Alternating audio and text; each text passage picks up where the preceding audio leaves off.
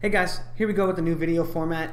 I know a lot of people don't really appreciate having to watch like all the film study. They want to talk about only the fight. You know, like learning individual boxing stuff is not usually the most interesting to, like, I don't want to say more casual fans, but fans who are interested in the matchups. You know, they are the hardcore fans because they're looking for a film study. They want to watch tape on that kind of stuff, and they're not just like, oh, I'll see what's on Saturday, you know, and then a fight's on and they catch the last 3 rounds and talk about how some guy got robbed or whatever. But so I kind of want to make these videos a little more concise. So I'm gonna be kind of talking. I made like this video, and be nice, guys. It takes me a long freaking time to edit video, to go over there, look for clips, build a narrative, you know, and study it, rather than kind of doing it in front of you guys, which makes it feel like it doesn't take any time at all. But it takes, I think it does take a little longer too for editing the video and doing all that stuff. So be nice, and we're gonna kind of go ahead and talk about it. So the first thing that I want to talk about for Mikey Garcia versus Sergey Lipinets, and I think Sergey Lipinets is, you know, either the second or the third best welterweight, or not welterweight, junior welterweight in the. I guess I could look at the camera. It feels weird. The second or the third best junior welterweight in the division. You know, how much success he has against Regis Prograis would be really interesting, especially since Lipinets likes to counter, right? And Prograis has a really active guard, like slip in, boom, boom, boom. You know, he's got his, you know, he can bait shots really well, but both of them kind of looking to make the other one make a mistake first, or wait for them to make a mistake in Sergey Lipinets' case usually, whereas Prograis is a little more active. But with Mikey Garcia at 140 and Crawford not at 140 anymore, I've got to give it to Mikey. So this is going to be a really interesting fight, you guys. So we're going to get right ahead. We're actually going to be talking about traps and trap setting and how both of these fighters are so good at it. So real quick, looking at one of the flaws that Mikey Garcia is very likely to exploit is the guard that he uses, Sergey Lipinets, when he slips shots and he kind of puts his weight on his right leg and he kind of dips down like that, just like you're seeing right here. And he has a habit of that, and it's really easy to walk him into it, right? Just like right here, how he dips back, right? And you can see, and he almost gets caught with that shot, even though it's like the perfect shoulder roll. It's the most ideal way for him to get away from it. It's the whole reason you use that is to get away from the right hand, and it still almost gets him. And also, let's see. Yeah, how he keeps continuing going back to that stance, you know, and it's very easy to get him into it. That right hand doesn't land, but that's unimportant. But look at how he gets stuck in this position as well, which is definitely not good. But he's in that position, and we're going to kind of be able to show you when we get to the Mikey Garcia clips how Mikey Garcia is able to kind of take advantage of it. But again, right there, still not even good about getting away from the right hand. How easy it is to walk him into a shot, and boom, after 3 rounds, his opponent is able to feint him, get him into that position, as you can see, and actually land the right hand. Feints him, boom, boom, and lands a right hand right on the cheek and cracks him with that shot, and does a great job, you know. Now, this is really interesting, and this is what you want to get excited about in boxing, you guys, and it's so hard to, yeah, let me grab something real quick.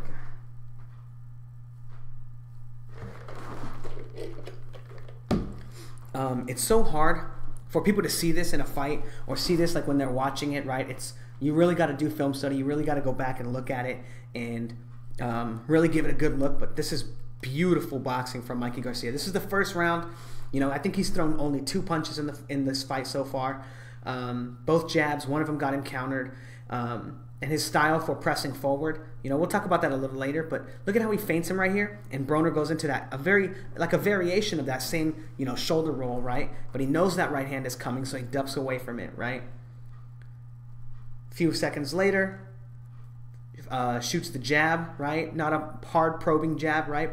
But not a hard jab, but like a probing jab. Boom. And Broner shows him that, oh, I'm slipping the right hand. I know it's coming. Slip, right? And he knows that that right hand is coming. Mikey has arguably the best 1-2 in all of boxing. Maybe Deontay Wilder has a better 2, right? But in any case, thousands of boxers, you know, and it's known, you know, he just has one of the best 1-2s. So he knows that right hand's coming. And what does Mikey Garcia do? This is brilliant. Feints him, gets him to duck away from the right hand, takes a step back, and as Broner is coming up, boom, cracks him with a huge right hand. And I think that that's going to be something that Mikey Garcia has a lot of success with in the Sergey Lipinets fight. and he's going to be able to walk him into that as a trap many times. And it's going to be interesting to see how Lipinets reacts, because he doesn't transition his weight off of that move very well, right? So like from this position, the reason why Broner gets so jacked up, when he ducks down here, right? See how his weight transitions to his right leg, right? He has two options, right? So all his weight is on his right leg. He can retransition it to his left leg, right? Just by coming back straight up and keep it even, right? By coming straight up, he can do it, and he can transition his weight from his right leg completely to his left leg with a slip, or with the right hand, and a slip, right? And that being like an uppercut or right hand or whatever. Or from this position, he can pivot out to his right.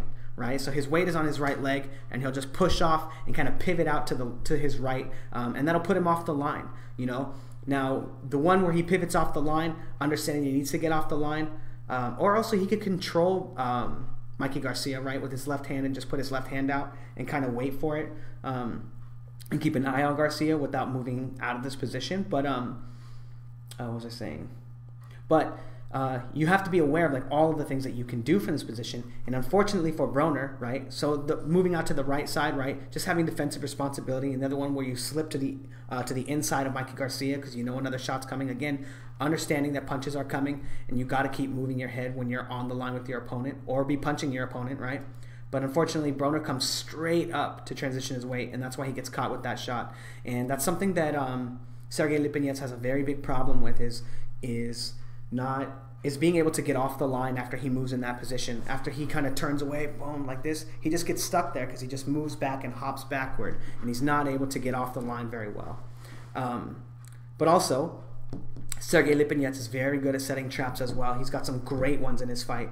And one of the things, and he likes to do it off of his opponent's jab. You know, he's got a methodical approach where he wants to take away your tools, right? And I don't know if it's just a Eastern European thing, but a lot of those fighters do that. You know, Sergey Kovalev, when he sees the jab coming, he looks to take that jab away with the right hand over the top. He's very good at timing it and baiting that shot. Gennady Golovkin, the first thing that he does when he comes out in a fight is he brings out his lead hand, right? And he starts touching gloves with you, and he tries to get you to keep your hands to yourself, you know, to keep that jab at home, get you in your high guard, right? If you come out and you're like probing, right? He'll touch gloves with you, and you'll be like, oh, maybe he's gonna hit me, whoa, you know, and you can get them in their high guard. And now they don't have an active guard. They don't want to take their hands away from them, and that allows Gennady Golovkin to really work and set up his punches, get his slips, you know, boom, and work without having to have a jab in his face all the time.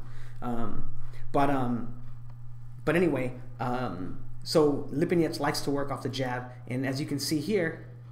Oh no, this is the last clip of that, right, of Mikey Garcia doing that. So he shoots in, and this is exactly what Lipinets is going to have a problem with. He shoots that jab, and then he takes an angle off the side, right, just a slight one, doesn't smother himself, and he's able to land a right hand over that kind of defense. You know, very good stuff. Now this is Mikey Garcia, how he controls the space between him and his opponent with his jab. You know, he does some good feints, right? But he's very predictable with his jab. And in a lot of these situations, it's hard to tell if he's jabbing and Broner's countering, or Broner's jabbing and Mikey Garcia is countering. So I think they're both timing each other, right? And Mikey Garcia winds up being pretty predictable in this regard, right? And Broner's landing a jab. They might both be getting hit, right? But now Mikey Garcia thinks that it's going to be a jab. He shoots his own jab, and Broner actually shoots a left hook and cracks him with it. You know, wouldn't go too far, but he comes in with the left hook, as you can see, and just cracks Mikey Garcia. And he's able to set that up because he understands that Mikey Garcia is trading jabs with him, and he's going to be able to land a power shot. And of course, that's going to be a worthwhile punch for him. Even though like it's not the greatest technique because his hand is way out there and there's no real power, you don't want to get hit by that shot anyway. And then anyway, back to it. Mikey Garcia's jab again. He doesn't always set it up. That's why it's easy for Broner to time him, or for them to get in those kind of timing exchanges, right? But in any case, Broner knows that jab's coming, and that's why he was able to counter all those jabs, and he's able to pull away from this one and land a great right hand. And this is something that Sergey Lipinets is very good at as well, setting traps. So he shoots this jab right here, right? And then he's going to shoot this jab, and his opponent rolls to try to get on the inside, right, and starts trying to set up punches off of Lipinets' jab. I did the film study. Just trust me on it. It doesn't look like much, right?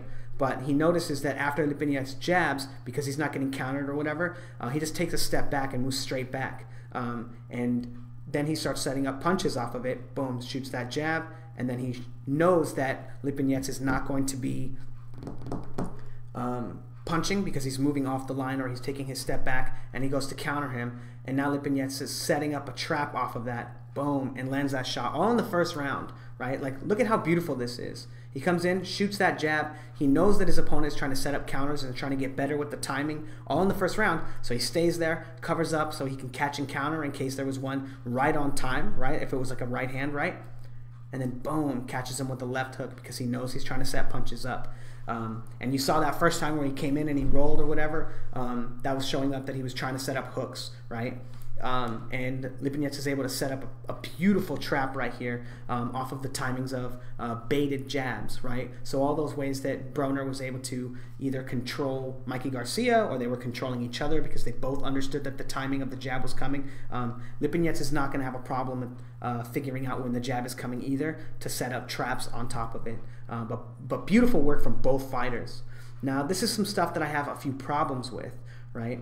Now, in the Broner fight, Mikey Garcia didn't have to really do any work to set his punches up or to get Broner on the ropes. He would just come in, he had his high guard up, right, rolling, slipping, you know, a couple little feints, but Broner didn't know how to control the space between them without committing to a punch, getting him hit with Mikey Garcia's jab, but also worrying about a right hand over the top or that left hook that he lands when Broner jabs him to the body, right?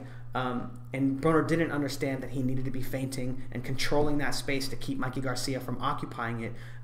And just like, I can't remember the guy's name, Zappa, I can't remember, but just like this guy, he's able to get Sergey Lipinets on the ropes with just feinting and slipping and controlling the space between him and his opponent with those feints and those slips and that active guard by constantly looking like you're setting something up, right? Again, just now, that's the same clip as the counter one, but as you see, he just kind of rolls forward, and it's really easy. The idea, right, that I'm trying to get across is that it's really easy to get Lipinets out of position and onto the ropes and into these very poor defensive postures, right? And you'll see right here, he gets feinted, moves straight back, right? And then now he's out of position, boom, and it's easy to hit him with the shot. That right hand lands, but look at how he's transferring his weight when he's on the ropes, right? He can throw a punch right here. He can throw a left hook when he comes back, but no right hand from this position. He's just back straight on the wall. He has nowhere to go, and he's not transitioning his weight super well. And here we can see that when Mikey Garcia is able to get you up on the ropes, and he uses the same strategy that Lipinets' opponent was using, where he just pressures, slipping, coming forward, you know, a little couple jabs, you know, but not a lot of stuff. You know, Mikey Garcia didn't throw very many punches at all in the first few rounds on the outside, but he would wait till he got you on the ropes, and he'd shoot that jab, probing, hold your hands up, right, shoot that right hand up top, and then boom, go to the body, right? He was able to control and pick his shots very well. And then again, controlling Broner to make sure that right hand doesn't come, controlling him, and then going back to those shots, understanding that he might think it's gonna be a left to the body, right? And the left to the body comes, and if he dips, he might get hit in the head, right? But trying to set up those shots, taking the free one to the body, and just controlling Broner. Notice that when he throws this right hand, boom, he's got his glove in Broner's face, boom, and going to the body, holding him up there, and even opening up for that uppercut right there, and then controlling him and pushing him off so he can't counter, that he can't come back. You know, Mikey Garcia doing a great job in that. And again, you know, very easily able to take advantage of his opponent once he gets him out of position, boom, and landing other great shots. He almost eats a counter right there, and then I think he does eat one counter, and then eats a counter right there. I don't know why this clip is so long, but all it was supposed to highlight is Mikey Garcia easily getting Broner on the ropes and then controlling him and doing great work. And as you can see, it's very similar to what was going on against Lipinets, how easy it is to get him on the ropes, right? And Mikey Garcia is going to have a huge advantage in this case, you know, and it's going to be a really difficult time for Sergey Lipinets. But let's go ahead and move on. Boom, more great body shots. Now, the idea here, right, is that Mikey Garcia is going to have a good time on the ropes, right? But Lipinets, let's see. Lipinets, after getting cracked, boom, with that huge shot, a right hand. I think the right hand comes soon. Maybe not. But Lipinets, like in this clip, he winds up getting pushed back. He winds up getting, you know, kind of controlled. And after being hurt and caught with a bunch of punches, very poor defense, right? Just walking straight back, kind of falling back right there. Not super hard to hit. Gets hit with this right hand, right? And he's still countering. That he's still very dangerous. And he's able to kind of, when you least expect it, boom, lands that huge left hook right there because you think he's hurt. You think he's just slipping, moving away. And then all of a sudden, when he does those slips, boom, he comes with the hook, right? Boom, with the right hook, bah, bah, you know? And he starts coming with these shots that you don't see coming because it's part of his natural slipping, right? So he's on the left side, then he's on the right side, then he's on the left side, and then he comes back with that hook, you know. Great slipping and great ability to transition his weight. And again, when he slips here, so he goes that 1-2, boom, and it's just like if he was rolling back and forth. Zappa thinks he's gonna just roll or slip, right? And winds up opening up and getting caught with that left hook. So Mikey Garcia, even though he does a good job of countering, and I mean controlling his opponent when he gets his hand on him, hold him up, boom, boom, boom. You know, even though he does do a good job, again, great countering, even after getting cracked, right?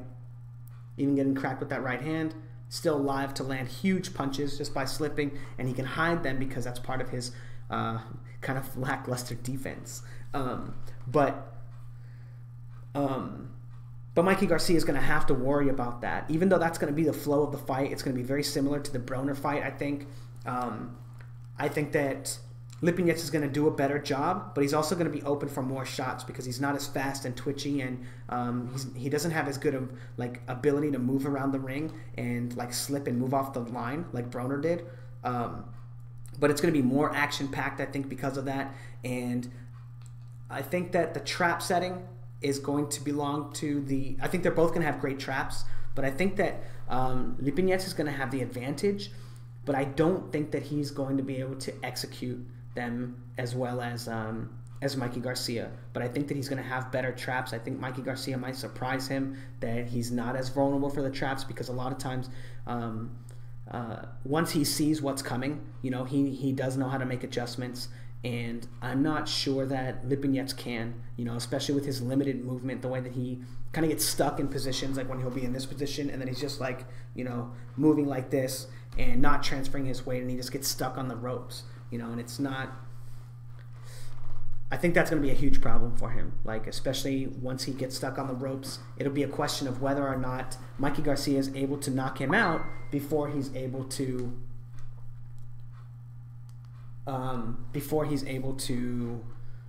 counter him, right? And I do think that Mikey Garcia is going to have the advantage in that regard. I think it's much more likely that Mikey Garcia can hurt Lipinets then Lipinets is going to be able to hurt him. But I'm not sure, to be honest. Some of them talked about it in the George Groves versus Eubank fight, and Eubank always looks huge against his opponents, and it turned out that George Groves was bigger than Eubank, and I just had no idea about that. It was really interesting. But anyway,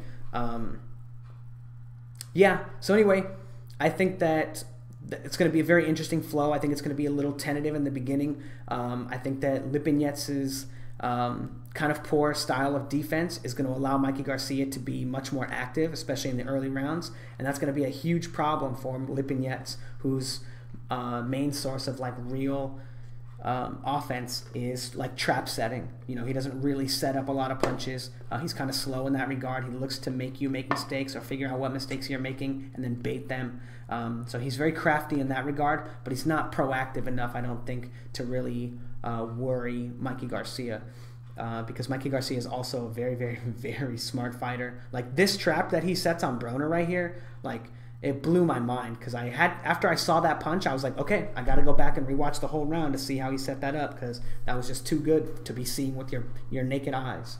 But anyway, so I think that stuff like this Mikey Garcia getting Lipinets into positions like this. He's going to be able to circle around Lipinets, and Lipinets doesn't know how to pivot out to the right, you know, when he ducks down like that. Boom, and I think that Mikey Garcia is just going to basically be side straddling that left leg and just raining shots kind of over his shoulder. And that Lipinets, I don't think he's... There's a chance that it might not last like 3 rounds. You know, Lipinets is a tough guy, though, so it could be like, you know, he gets a cut and winds up getting stopped in the 7th or something like that, where he spends more time moving than he actually fighting and, you know, whatever. But I expect Mikey Garcia to kind of smash Lipinets, and he's going to make Lipinets, he'll probably make Lipinets look pretty bad by the stoppage, in spite of the fact that the actual boxing might be really good. And then people are going to underrate Lipinets because he is a good fighter, you guys. His trainer's not, you know, his trainer's not half as good as the trainer combination of Mikey and Robert Garcia. But anyway, my pick for the fight is Mikey Garcia by KO, right hand KO. But I'd be really surprised if Lipinets could actually hurt Mikey Garcia, especially since Mikey Garcia had got so many rounds under his belt with a much bigger puncher, Marcos Maidana, who's also very crafty and very good at setting his own punches up. Anyway, let me know what you guys think in the comments below. If you like the style of the format or the video format, and yeah, other videos will still be like full rounds, like prospects and full fight breakdowns. They won't be like this. But these kind of videos leading up to fights will be. Anyway, thanks guys.